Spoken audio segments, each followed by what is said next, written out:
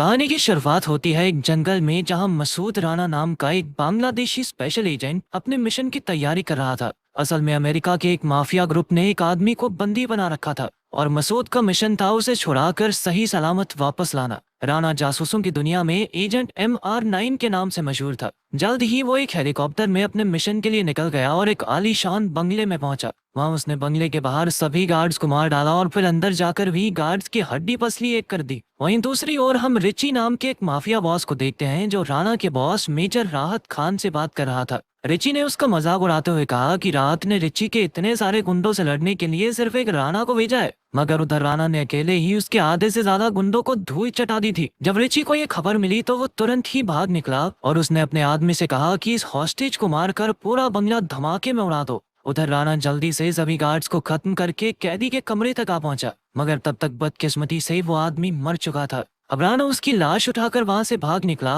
और तभी अचानक बंगले में जोरदार धमाका हो गया। फिर एक हफ्ते बाद हम रोनन रॉस नाम के एक माफिया गैंगस्टर को देखते हैं जो असल में रिची का बड़ा भाई था। रोनन रिची से मिलने आया और उन्होंने मिलकर एक ऐसा हाईटेक हथियार बनाने की सोची जो वो आतंकवादियों को बेच सके। अगर वो ये हथियार बनाने में कामयाब रहे तो तीसरा विश्व युद्ध होने से कोई नहीं रोक पाएगा। वहीं दूसरी ओर CIA डायरेक्टर पॉल और डेप्यूटी ड्यूक एक मीटिंग में थे जहां वो रोनन को पकड़कर खतरनाक हथियारों का धंधा बंद करने की तैयारी कर रहे थे। कुछ देर बाद हम सैम को देखते हैं जो रिची के साथ हुआ करता था, पर अब उसने माफिया गैंग छोड़ दी थी। अचानक उसे एक फोन आया जिसके बाद वो बात करने के लिए बाहर निकला, पर बाहर तो पॉल और ड्यूक उसे पकड़ने के लिए तैयार खड़े थे। सैम तुरंत वहां से भाग निकला पर पॉल और ड्यूक ने उसका पीछा किया। सैम एक बिल्डिंग की छत पर आ पहुंचा तो पीछे से ड्यूक ने कहा कि अगर उसने रॉस भाइयों की जानकारी पुलिस को दे दी तो उसे रिहा कर दिया जाएगा, मगर सैम ने उसी पर हमला कर दिया और इसी हाथापाई में ड्यूक ने उसे छत से नीचे फेंक दिया, जिससे सैम की मौके पर ही मौत हो गई। सिर्फ सैम ही था जो उन्हें रिची और रोनन तक पहुंचा सकता था, पर अब तो वो भी मारा गया। आखिरकार पॉल ने कहा कि उन्हें राणा से मदद मांगनी चाहिए क्योंकि वो पहले भी रिची तक पहुंचने में कामयाब रहा था। उधर राणा को उनके बॉस राहत ने तुरंत बांग्लादेश इंटेलिजेंस ऑफिस में बुलाया। वहां राणा की मुलाकात पॉल से हुई और पॉल ने उसे बताया कि रिची और रोनन बेहद खतरनाक हथियार बनाने की तैयारी कर रहे हैं और उन्हें पकड़ने के लिए CIA को राणा की मदद की जरूरत है। पॉल चाहता था कि वो इस मिशन में उनका साथ दे। तब राणा ने राहत से इजाजत मांगी और आखिरकार पॉल की मदद के लिए राजी हो गया। कुछ समय बाद राणा पॉल और ड्यूक के साथ अमेरिका के लिए निकल गया। तब ड्यूक ने राणा को बताया कि इस मिशन में उसकी पार्टनर डेबी नाम की एक लड़की होगी जो कि असल में एक पाकिस्तानी सीक्रेट एजेंट है। मिशन के मुताबिक राणा और डेबी को बेशकीमती चीजों की नीलामी में जाना होगा। ये एंटीक ऑक्शन रोनन ने रखी थी क्योंकि वो बेशकीमती चीजें इकट्ठी करने के नाम पर अपना काला धन छुपाना चाहता था। इसके बाद राणा को अमेरिका के मोजावे रेगिस्तान में लाया गया जहां उसके छिपने के लिए एक सेफ हाउस बनाया गया था। फिर अगले दिन राणा एयरपोर्ट से डेबी को लेने गया और शाम को वो दोनों अपने मिशन पर निकल गए।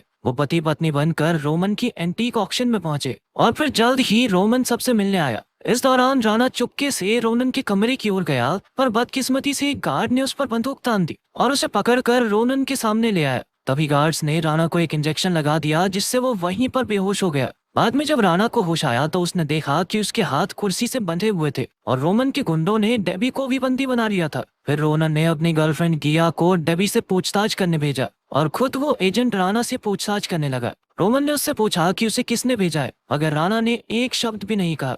उधर डेबी ने गिया और रोनन के गुंडों को पीटकर उन्हें बेहोश कर दिया और इधर राणा खुद को छुड़ाकर छत से कूद गया। वो एक मोटरसाइकिल पर भागने वाला था कि तभी डेबी भी वहां पहुंच गई और फिर वो दोनों तुरंत ही वहां से भाग निकले। आखिरकार वो दोनों रेगिस्तान वाले सेफ हाउस में आकर छिप गए। फिर राणा सोच में पड़ गया कि वो जल्द से जल्द रिकी और रोनन को कैसे पकड़ेगा, लेकिन फिर कुछ ही देर में रोनन के गुंडे उनके घर के बाहर आ पहुंचे। असल में वो मोटरसाइकिल्स पर लगे ट्रैकिंग डिवाइस के जरिए उन तक पहुंच गए थे। जैसे ही एक गुंडा उनकी ओर बढ़ा तो उसका पैर वहां लगी लैंड माइंस पर पड़ गया, जिससे वहां बहुत ही भयंकर धमाका हुआ। धमाके की आवाज सुनते ही राणा और डेबी समझ गए कि रोनन के गुंडे वहां तक आ पहुंचे हैं, इसलिए उन्होंने जल्द से जल्द अपने हथियार तैयार कर लिए। जल्द ही उनके और रोनन के गुंडों के बीच धुआंधार गोलीबारी शुरू हो गई। एक गुंडा घर के अंदर आ पहुंचा तो राणा ने उस पर हमला कर दिया और अपनी मार्शल आर्ट स्किल्स से उसकी ऊपर की टिकट काट दी। उसी वक्त एक स्नाइपर राणा पर निशाना लगाने ही वाला था कि एन वक्त पर ड्यूक ने वहां आकर स्नाइपर को मार डाला। आखिरकार सभी गुंडों को मारने के बाद राणा, डेबी, पॉल और ड्यूक ने आगे के प्लान के बारे में सोचना शुरू किया। डेबी ने कहा कि रोनन कल रात को एक कैसीनो में एक बहुत बड़े बिजनेसमैन से मीटिंग करने वाला है और ये बिजनेसमैन इन खतरनाक हथियारों को बनाने के लिए रोनन को पैसे देगा। डेबी ने कहा कि उन्हें इस मीटिंग में रोनन पर हमला करना चाहिए और उसकी इस बात से ड्यूक और पॉल भी राजी हो गए। फिर अगले दिन रोनन अपने इकलौते बेटे जेसन से बात कर रहा था। जेसन चाहता था कि रात को होने वाली मीटिंग में रोनन की जगह वो वहां पर जाए। रोनन ने पहले तो मना कर दिया क्योंकि ये एक बेहद जरूरी मीटिंग थी, और फिर बाद में जेसन ने कहा कि आगे जाके मुझे ही तो आपका बिजनेस संभालना है डैड, मौका नहीं दोगे क्या मुझे सीखने का। उसकी बात सुनने के बाद रोनन ने जेसन को उसकी जगह पर मीटिंग में जाने की इजाजत दे दी, लेकिन साथ में यह भी कहा कि रिची और कुछ गार्ड्स उसके साथ ही जाएंगे। फिर रात को रिची, जेसन, रोनन का राइट हैंड याकूब और बाकी गुंडे मीटिंग के लिए कसीनो में आ पहुंचे। उस वक्त राना पहले से ही वहां भेस बदल कर बैठा था और डेबी डांसर का भेस बनाकर मीटिंग पर नजर रख रही थी। कुछ ही देर बाद जेसन और उसके साथी एक रशियन आदमी से मिले, और जैसे ही वो आदमी जेसन को पैसे देने लगा तो अचानक राणा ने उन पर गोलियां चला दी।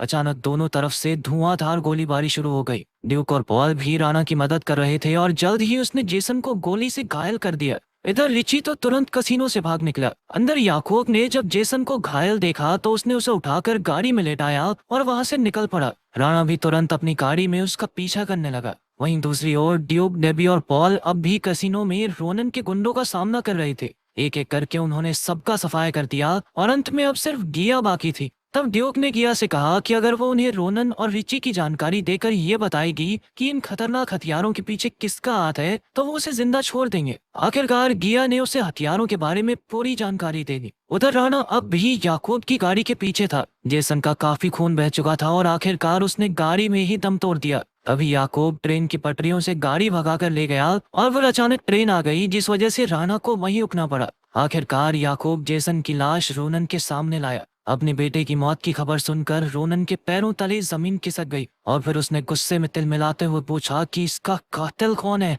तब याकूब ने उसे बताया कि इसका गुनहगार एजेंट राणा है। याकूब ने बताया कि उसने कसीनो के अंदर रोनन के सभी गुंडों को मार गिराया। तब रोनन ने फैसला किया कि वो अपने बेटे के कत्ल का बदला जरूर लेगा। अब रोनन ने याकूब को हथियार बनवाने का जिम्मा सौंपा और वो खुद राणा की खोज में लग गया। फिर अगले दिन राणा को खबर मिली कि रोनन के लिए हथियार बनाने वाला आदमी एक बांग्लादेशी प्रोफेसर था जिसका नाम है करीम। अब राणा बिना समय गवाए करीम के अड्डे पर पहुंचा और उससे पूछा कि वो ये हथियार क्यों बना रहा है। करीम ने कहा कि इस काम के बदले रोनन ने उसे बहुत बड़ी कीमत दी थी। अब राणा ने करीम से कहा कि उसे हथियार बनाने वाली जगह ले चले। तब करीम उसे रेगिस्तान के बीच बनी एक लेबोरेटरी में ले आया। फिर अचानक रोनन के गुंडों ने उन पर बंदूक तान दी और उन्हें कमरे में ले आए, जहां रोनन ने उनसे वीडियो कॉल पर बात की। फिर याकूब डेबी को भी बंदी बनाकर वहां ले आया और तब रोनन ने कहा कि वो अपने बेटे की मौत का बदला लेकर रहेगा। मगर रोनन ये नहीं जानता था कि राणा और डेबी सीक्रेट एजेंट्स हैं। तब राणा ने कहा कि अगर वो और डेबी आज मारे भी गए तो भी कोई बात नहीं, CIA और अमेरिकन फौज जल्द ही वहां आकर रोनन और उसकी माफिया का सफाया कर देंगी। इसी दौरान ड्यूक और उसकी टीम चुपके से गार्ड्स को मारते हुए लेबोरेटरी तक आ पहुंची। वहीं पॉल सैटेलाइट सिग्नल्स के जरिए ड्यूक की मदद कर रहा था। जब करीम ने देखा कि CIA टीम वहां आ पहुंची थी तो वो डरकर भाग निकला। इधर एक गार्ड राणा और डेबी को दूसरे कमरे में ले जा रहा था तो राणा ने मौका देखकर उस पर हमला कर दिया। फिर उसने डेबी को छुपने को कहा क्योंकि वो खुद याकूब का सामना करने जा रहा था। जब राणा और याकूब की हाथापाई हुई तो राणा उस पर भारी पड़ने लगा। आखिरकार याकूब करीम को लेकर वहां से अपनी जान बचाकर भाग निकला। इसके बाद राणा रोनन को ढूंढ रहा था कि अचानक एक गुंडे ने राणा के कंधे पर हमला कर दिया। कुछ ही पलों में रोनन बाहर आया और उसने राणा पर बंदूक तान दी, मगर तभी ड्यूक ने वहां आकर राणा की जान बचाई। फिर पॉल ने ड्यूक को बताया कि वहां कई सारे बॉम्ब्स फिट किए गए हैं, इसलिए ड्यूक उन्हें डिफ्यूज करने दौड़ा। इसके बाद राणा ने रोनन का सामना किया, मगर घायल होने की वजह से राणा ज्यादा देर तक उसके सामने टिक नहीं पाया।